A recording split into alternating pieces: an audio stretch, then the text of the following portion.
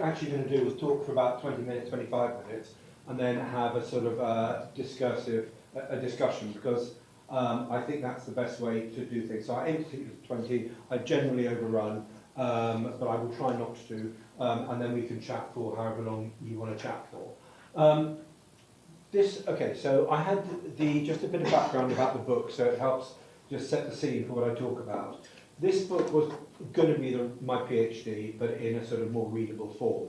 I'm not a natural academic, so my PhD, whether it was good or bad, it was reasonably readable, only because I'm not very good at sort of writing in academies. I lost my seat after the dire election last year for the Tories, great for everyone else, not so good for us. At 9 o'clock the following morning, I got back to, I thought, well, I need to throw myself into this book now. And I spent I've lived in Ukraine off and on for, I've lived in the 1990s in Ukraine, and I've travelled there and I'd stayed engaged, and I'd taken MPs over to Ukraine at the start of the war, because I ended up running the Ukraine caucus in Parliament. And so I've been going there pretty regularly over the years, and I lived there once upon a time as well. So as soon as I lost my seat, I then went off to Ukraine for about 3 or 4 months, and I spent time with half a dozen units. Embedding is too strong a word, but I spent a day and a night or a couple of days with them, or go visit them, interview their commanders as well. So I then added 7 sort of colour chapters.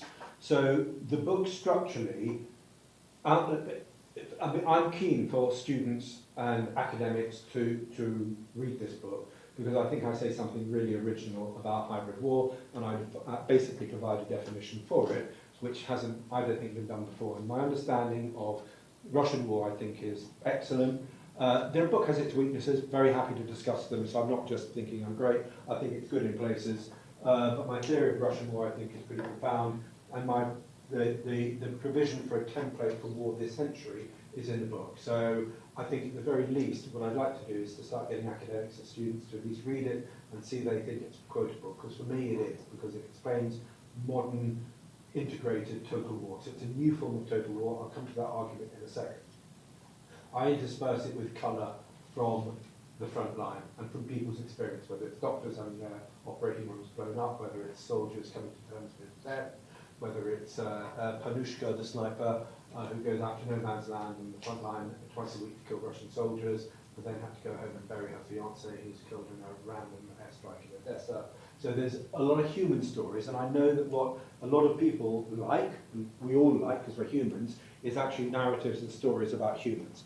And so this is partly the story of Ukrainians fighting against the Russian way of war, but also actually developing a Ukrainian way of war, which is interesting and important in its own right, because that Ukrainian way of war is effectively a form of what the Western way of war is going to become.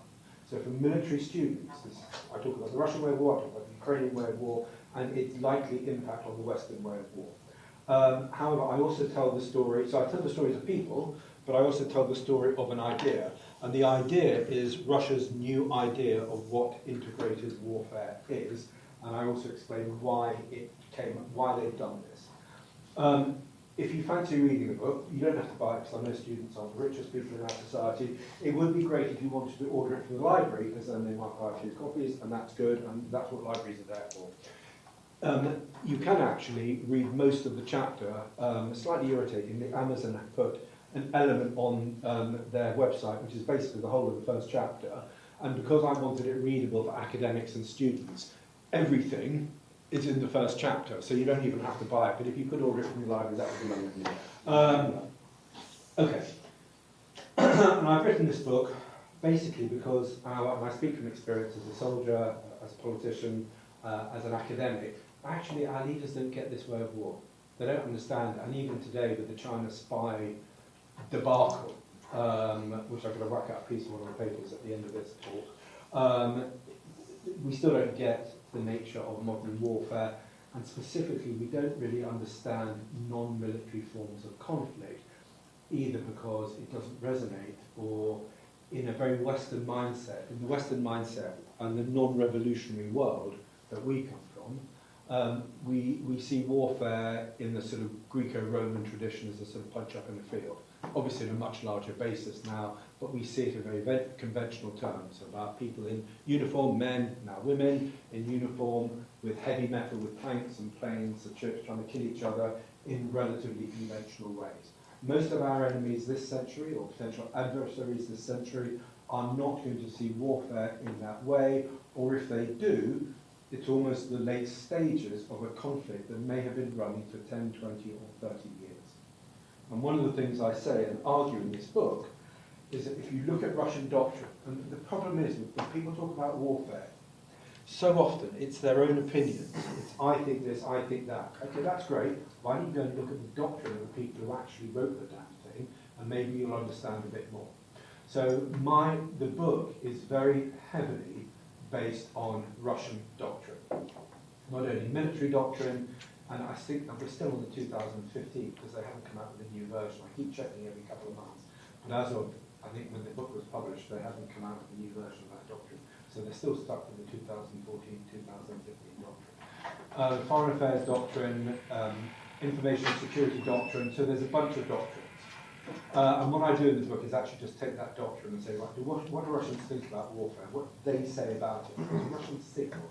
They signal a lot more than us because it's a dictatorship and they can afford to have relatively long-term policy, and they signal very clearly. Unlike Westerners, because we have short-term electoral cycle. Good or bad, I'm a big fan of democracy, but there are some weaknesses in some of it sometimes. So anyway, I'm just going to talk now, because this is an academic audience and a super smart audience, and you all know about warfare and conflict and international relations, because that's basically why you're here.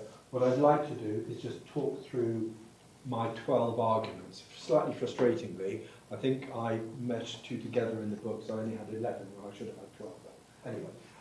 And then I've got lots of amazing pictures. I took a fantastic photographer with me, as well, a mate of mine called Annabelle, who took lots and lots of wonderful pictures, and I might throw up a few afterwards, so we can talk about if I can tie an answer into a picture, I'll do that. I might just put some pictures up and we can talk about them anyway, because it sort of helps to tell a story. So I'll try to get the academic bit out of the way, and then we can talk about some of the more personalised experiences there. Anyway, okay.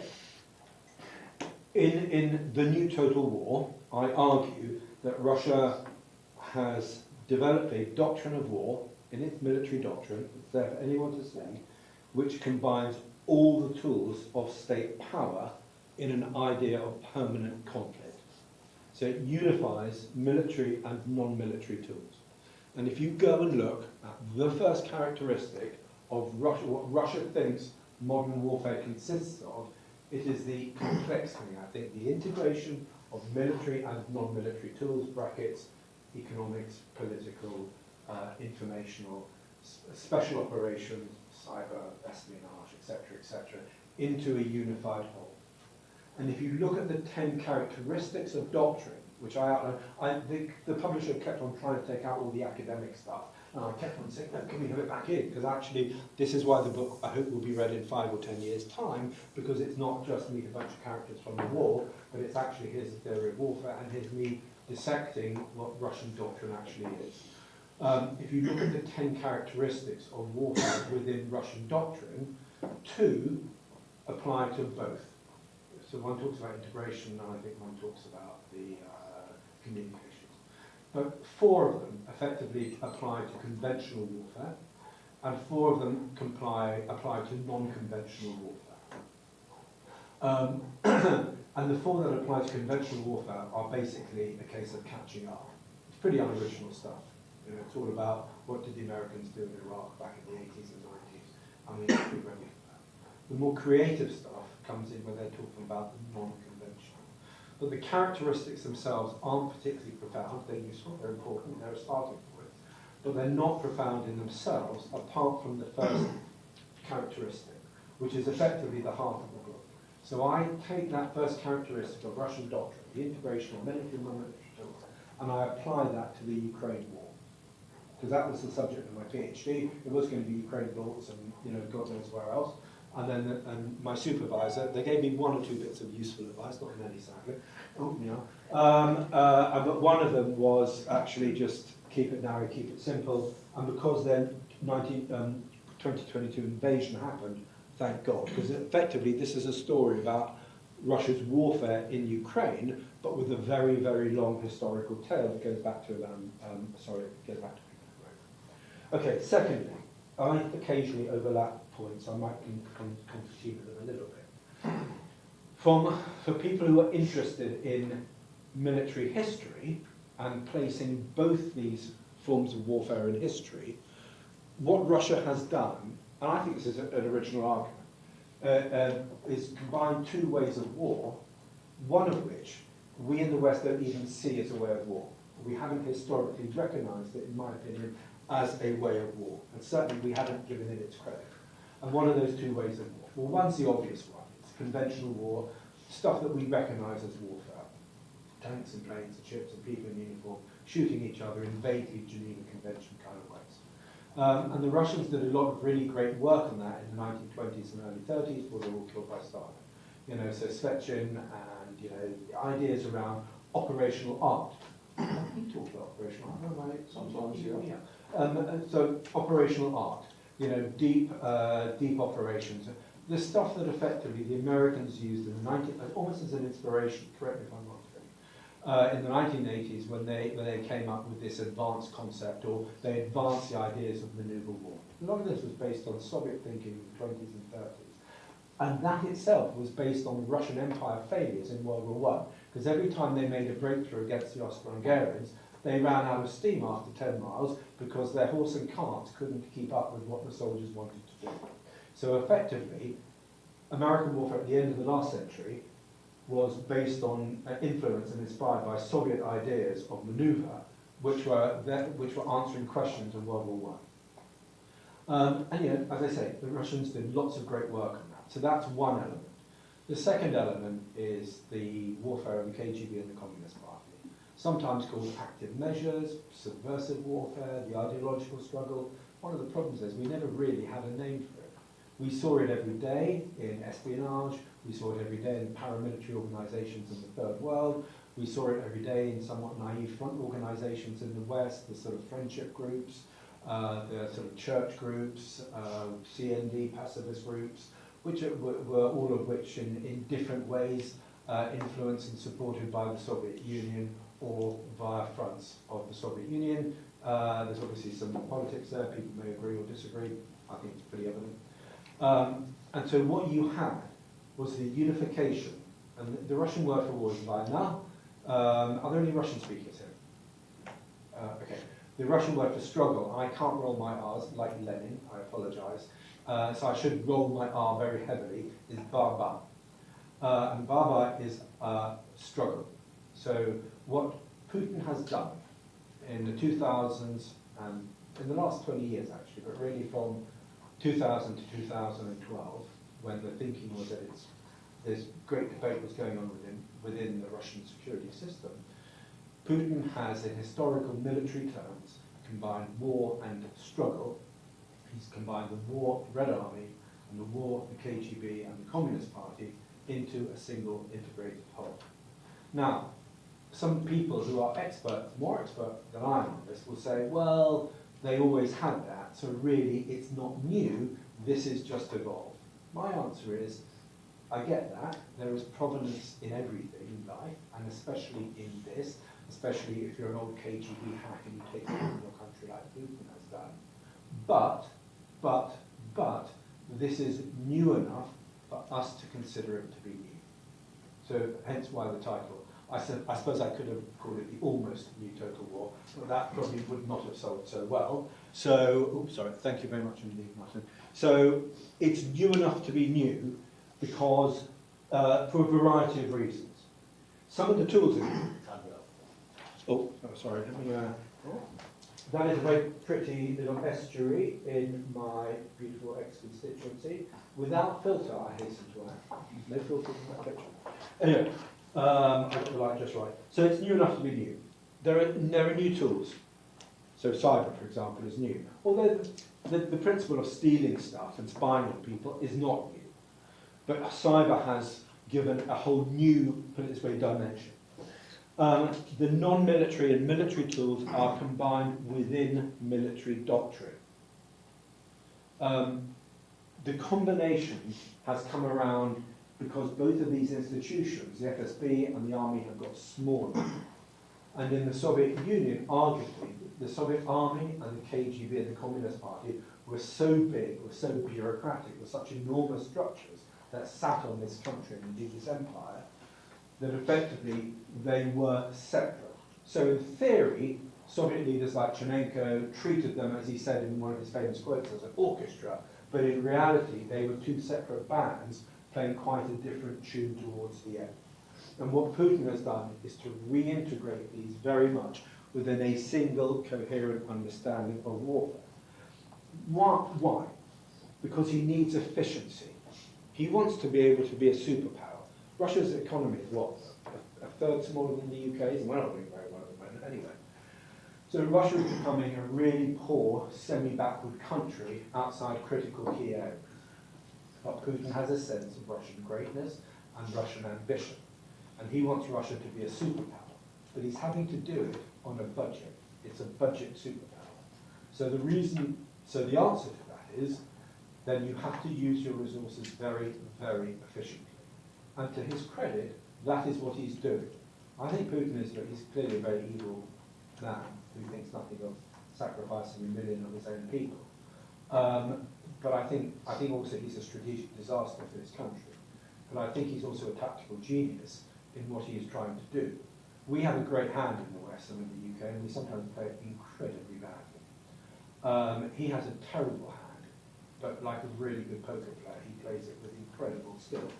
I mean, the long-term goal, the destruction of Russian power, the dependency on China, the only country to have proper territorial ambitions on Russia. I think he's a strategic disaster. But what he's doing in terms of military creativity is better than anything that we are likely to see in the last 50 years or the next 50 years. Because this is effectively, whether we like it or not, it is a template for how dictators are going to fight wars in the future. Using economics, using espionage, using influence, agents of influence, using all the tools at the state's disposal. An important point for the book and for Ukrainians is that because I root this book in military theory and Russian military theory, I argue that the Ukraine war did not start in 2022, it didn't even start in 2014. It actually started in 2005. Because if you take Russian ideas of what is war, war is either military or non-military. And the first phase of this conflict, the aim of which was to get Ukraine back within Russia's sphere of influence, to get its politicians under Russian control, and for Russia to control the strategic direction of Ukraine, so it didn't wander off and join NATO or the European Union. And it's the EU membership that sparked the crisis of 2013, we should remember. The first stage of that conflict took place in 2005 and ran to 2013. And the tools were gas, energy, were the use of oligarchs, fueled by sweetheart deals arranged by the KGB, the FSB, to buy up chunks of Eastern Ukrainian industry, swathes of it. You're not talking about a little corner shop here or there. You're talking about aluminium supply. You're talking about metal supply. You're talking about, coal. You're talking about, significant strategic chunks of that country's industry. The establishment of political parties who were, if not actively pro-Russian, although many of them were, or many individuals were, at least could be controlled because they were corrupted by wealth and power. The use of organised crime, the use of the techniques of organised crime, for example, to collapse banks. So in one very well-known case, well, it's well-known if you're sort of an investigator in Ukraine, was an FSB organised run on a Eastern Ukrainian bank, Donetsk-based bank, which was the banker for most of Ukraine's defence companies. And at the end of that run, a Russian bank stepped in, took control as a front for the FSB, so the FSB had hands-on for the banking details and the accounts of many of Ukraine's largest defence manufacturers, in fact much of its strategic industry. So this is all part of a very complex form of conflict or competition. I mean, I use the word conflict because it's a new form of total war, because war is taking place not necessarily on a battlefield, but it takes place in the mind of your opponent. And Putin believes he's been at war with the West since 2007, the Munich conference speech. If anyone wants to ask me about that, I'll talk a bit about that. But he also believes that he's been in conflict from 2005 with Ukraine. And that conflict begins in his mind. So we tend to think conflict as being a physical thing that happens in a battlefield somewhere, or ships sinking, or planes being blown up, or what have you. But again, for Putin, no. The conflict is in his mind. How it then plays out, whether it's information, assassination, bribery, corruption, organised crime, collapsing banks, and maybe sort of paramilitary groups, or maybe a full invasion. These are all flows from the idea in someone's mind that they're at war with you. And for Putin and for Russian war, the objective is not to seize territory on a battlefield. The objective is in the mind of the adversary to gain political control, or control to force your will. So an old-fashioned Clausewitzian form of warfare, but much more linked to politics. And one of the mistakes that we've made, as some of us remember, in Afghanistan and arguably Iraq, is slightly tied to American power. We believe that war was about the physical destruction of your enemy, or the physical defeat of your enemy, and not the political end state at the end. And Russian warfare is a much more political thing than Western ideas of warfare. The reason why West has become very bad at counterinsurgency is because we have given up on the idea that warfare is an extension, effectively an extension of politics. Interestingly, I'm sorry if I'm getting a bit obscure here, but it's one of the points I like, it makes me sound like I'm intelligent, is that Putin and the Russians and Lenin, the revolution, they were really influenced by Clausewitz. You know, this idea of politics being war by, politics is an extension of war. There's another really important German in this equation as well, and that's some of you may have heard of, Ludendorff, World War I supremo in Germany, field marshal, effectively ran Germany from 1916 to 1918.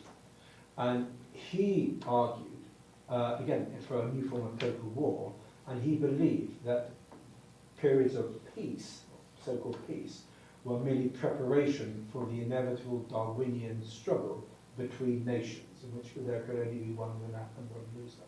So for Putin, not only is warfare an extension of politics, politics an extension of warfare, and warfare by other means, but that works the other way as round, that warfare and politics, they're both part of the eternal struggle. So as well as being Clausewitzian, it's also Ludendorffian. In the sense that we are in a state of permanent conflict that plays out either in peace or in war, because peace is only the periods of intense non-military conflict between periods of actual military conflict. Right, where are we now? Yeah, okay, so say goodbye to terms war and peace. Russia's new form of war blurs the idea of war and peace as distinct terms. Okay. Information theories. Lots of people have gone on about hybrid war being about information theories and the importance of information theories, etc., etc. That is absolutely true, because information is an absolutely critical part of this, and it's one of the ways in which Putin can continue this war indefinitely against the West, because if he's not in a physical struggle against us, he's in a struggle of values against us. And so this information war, disinformation, the corruption and manipulation of politicians. And I know we all look at the United States and talk about Trump, but we can look at Orban in Hungary, we can look at Robert Fico in Slovakia, we can look at hard left unions in this country who've gone out to do sort of solidarity visits with the Lugansk and Donetsk People's Republics after 2014. You can look at politicians on the right and the left, both of whom have somewhat embarrassed themselves by their links sometimes to the Russian state or agents and proxies of the Russian state. I would just say this about information war. Although it is absolutely critical, if you want to know what is at the heart of this war, it is not information war as important as information warfare is. So for theorists of war, this is an important argument. In military planning, there's something called the centre of gravity. I assume the centre of gravity is still there, and it is still a term that we use sometimes. Centre of gravity is, what is the one thing that you have to do, or what is the one thing your enemy possesses, or the unique quality that you have to target in order to be able to defeat your enemy. I always try to come up with a list of 3 or 4 things, but that's just poor intellectual discipline on my part whenever I was asked to do that. If you look at one thing, which is the Russian centre of gravity, to understand its form of integrated warfare, it is just that. It is integration. So people always bang on about information, in part because Germans write about it, because they have a natural understanding of it, in part because it's out there and it's visible. But actually, the centre of gravity for this, if you want to take apart Russian warfare, integration is absolutely at its heart. As I've mentioned, total war is designed to be efficient, even if the Russian army isn't efficient. And it's also agnostic about the tools. So what tools it uses depends on a number of factors. Clearly, the tools it uses here, whilst they're escalating, they're still nowhere near the tools that they use in Ukraine. So the Russians are beginning to use sabotage in the UK, they're beginning to use sabotage in Western Europe, they're beginning to plan for sabotage operations against all the internet, the underwater cables, etc., etc. We know about the disinformation, we know about the corruption of politicians, etc. You have different rules or different tools for different rules. And there is a set of rules in this country that are obviously very different from those practiced in Moldova, which is wholesale electoral bribery, didn't work, and in Georgia, where they're having a lot of success at the moment, effectively governing through a pro-Moscow oligarch, and that pro-Moscow oligarch using the vast amounts of power and wealth that his cosy relations with Moscow has given him to effectively be a front man for Moscow's power and influence in Georgia. So what they use in the United States, the United Kingdom, is different from what they use in Slovakia or in Scandinavia, which is what they use is different from Moldova and Georgia, which is clearly what they use is different from Ukraine. And the reason I focused on Ukraine is it's a really useful tool, because apart from nuclear weapons, which haven't yet been used, which may be used, they're using pretty much the entire range of all the tools that they have. So if we want to understand Russian warfare at its fullest, we can do so using Ukraine as a good example, apart from the fact that there's a very obvious war going on there, and we don't have to explain the way that war is proceeding there, because we see it with our own eyes, we see it in the destruction of Ukrainian cities, and we see it in these sort of murderous front lines. Although even in Ukraine now, this is not just a pure conventional war. The 2022 invasion was not a military invasion. And again, people look at me like I'm a little bit of an idiot when I say that, but it wasn't a pure military invasion. A pure military invasion is what the United States did in the Second Gulf War. That was, it was a combined arms operation designed to strike and destroy an enemy's armed force. What the Russian invasion of 22 was a show of force. It was partly military, because it was partly designed to pin down the Ukrainian army, its 8 brigades in the east, which were its best brigades. You would then have Kiev and major cities surrounded relatively quickly, at which point quite large numbers of Russian GRU, FSB, some military intelligence, and their sort of MI5, MI6 equivalent, would then carry out effectively a series of assassinations from quite a long kill list in Kiev and other major cities, and you would then have the installation of a puppet government. So this wasn't an Iraq-style invasion. It was actually, for those remembering, 58 in Hungary or 56 in Hungary, 68 in Czechoslovakia.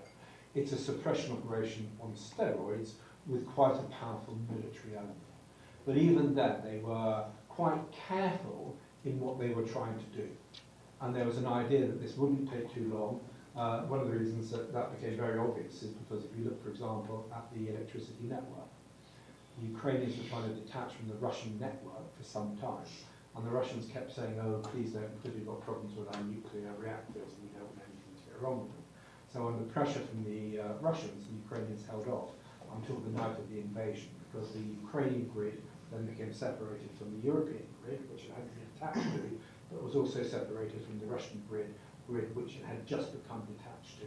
And that's because the Russians were worried that any immediate short-term damage would have a negative effect on the electricity grid, because, as I found out when writing the book, electricity grids are quite sensitive and quite organic, in the sense that if you hit the grid somewhere, it can have a knock-on effect somewhere else.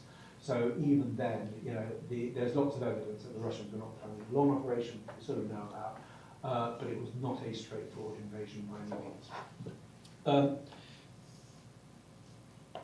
Two final points. Russia's new total war helps Putin in his reshaping of the Russian state. He has three objectives at the moment, and he hasn't failed in any of them yet. So when people say he's failing in this war, I think that's quite a large pinch of salt.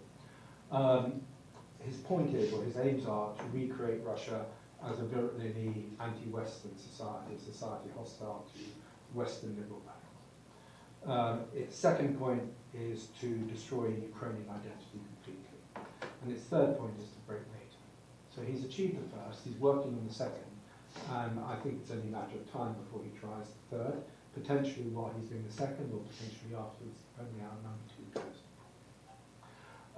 But either way, it's a very good way of keeping Russians in check. As we know, a nation at war naturally bonds around a leader. And I remember, being quite cynical, when we started bombing Bosnian positions under New Labour, and I don't want to make this quite political. And then I remember that Tony Blair came on and gave some sort of wartime leader speech back in, what, 98, 97, 99? And a bit of me was thinking, okay, you're not committing your armies, you're not committing thousands of people, you are committing 8 Harrier pilots to this operation who are probably safer than taking a walk down Shepherd's Bush on a Saturday night. But even then, you know, the media then kick into this with boys and girls at war, etc. So if we imagine that after 20 years of Russian propaganda, which the Russian state is effectively in the early 2000s, Putin's FSB retook control of certainly censorship and effectively ensured that the media became extremely pliant. Certainly the major broadcast media, which is where the majority of Russians, the overwhelming majority of Russians, get their news from. You could argue about the relevance of Telegram and how the northern Russian media space plays out, and have a discussion about that. But this war and the idea of a nation under pressure, the besieged fortress, which is a recurring theme in Russian politics, the besieged fortress, the idea of a nation at war of whatever kind. So this is where permanent eternal war comes really useful for controlling people, because if we're always at war, and if we always have an enemy, there's always something to unite around. So it makes controlling Russians much more easy. And it means that Putin now has assembled, especially in the last 2 years, but it's been a longer term process, which many people in Moscow missed, to be honest. He has effectively assembled more power over the Russian state than anyone since Stalin's time, which is a depressing thing in my opinion. And finally, okay, 1.5 more points. So anyone who studies strategic culture, my PhD was in strategic culture, there's a really interesting argument now about how Russia's strategic culture has not changed. It went through a period of vague change, it went through a period of change for a very short period at the end of the 1980s and in the early 1990s, where effectively its sense of threat changed, its sense of who its threat was changed. That change, very sadly, although we thought at the time it would be long-lasting, it actually lasted for less than a decade. And what Putin has done is to reimpose an old idea of Russian strategic culture, built around fear over eternal borders, because it has so few natural borders, about fear of invasion, about the idea of Russia as a great power, a mistrust of foreigners, so a highly xenophobic, if somewhat communal sense of identity, which is traditional, arguably traditional, and it finds a consistent theme. The other thing I talk about in one of the chapters, because I go back to Peter the Great, is this eternal battle in Russia, well certainly in modern Russia, the last 250 years, between westernizers and Slavophiles, between people who idealize the West and people who idealize Russia and despise the West. and they're both effectively built around a sense of inferiority. There's a great book called by a lady called Leah Greenfield called, I think, 5 Roots to Nationalism. I've recommended to anyone who just loves amazing books, because I think hers was absolutely profound. And she writes about both of these xenomaniac and xenophobic trends, so love of foreigners or despising of foreigners, being built around the same sense of inferiority. But what we have in Putin is someone who is an arch-Slavophile that has defeated the westernizing trend which existed from the second half of the 1980s for about 20 years. And Navalny's murder in prison was not only the murder of one brave individual, but the final destruction of a westernizing tendency in Russia for the foreseeable future, and the reimposition of a very aggressive xenophobic form of Slavophilia, an idealization of Russia, and an outward contempt at Western decadence in the Western world,